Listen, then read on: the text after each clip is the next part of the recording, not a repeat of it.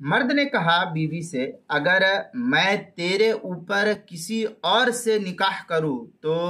तू उसे तलाक। मसलन शौहर ने कहा बीवी से कि अगर मैं तेरे ऊपर कि किसी और औरत से, यानी तू तो मेरी निकाह के अंदर है ही, अब तेरे अलावा मैं किसी और औरत से, मैं दूसरी तीसरी चौथी या किसी और से भी निकाह करता हूं,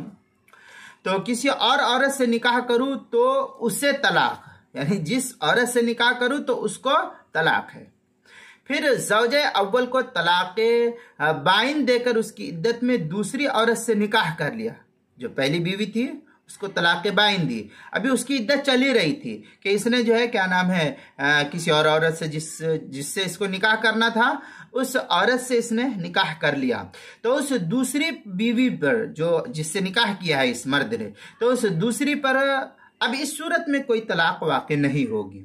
क्योंकि तलाक बाइन की वजह से पहली बीवी से रिश्ता खत्म हो चुका है। लिहाजा अब दूसरी बीवी पर इस सिलसिले में कोई तलाक वाक़ नहीं होगी, और जब तलाक वाक़ नहीं होगी तो कोई मसला नहीं है। चुनांचे इस सिलसिले में फतावा हिंद के अंदर वलो क़ाल इन तज़व्वजत अलैका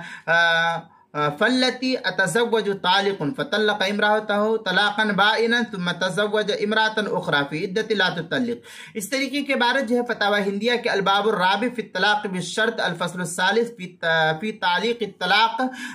बिकलिमा,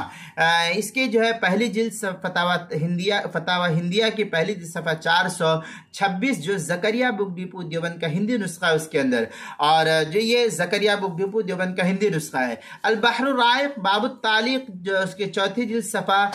59 जो ज़करिया बुक डिपो देवबंद का हिंदी नुस्खा है उसके अंदर, अन्नहरुल फ़ाइक़ बाबुत तालिक़ जिल्द नंबर 2 सफ़ा नंबर 400 जो ज़करिया बुक डिपो देवबंद का हिंदी नुस्खा है उसके अंदर, तबयीनुल हक़ाइक़ उसके बाबुत तालिक़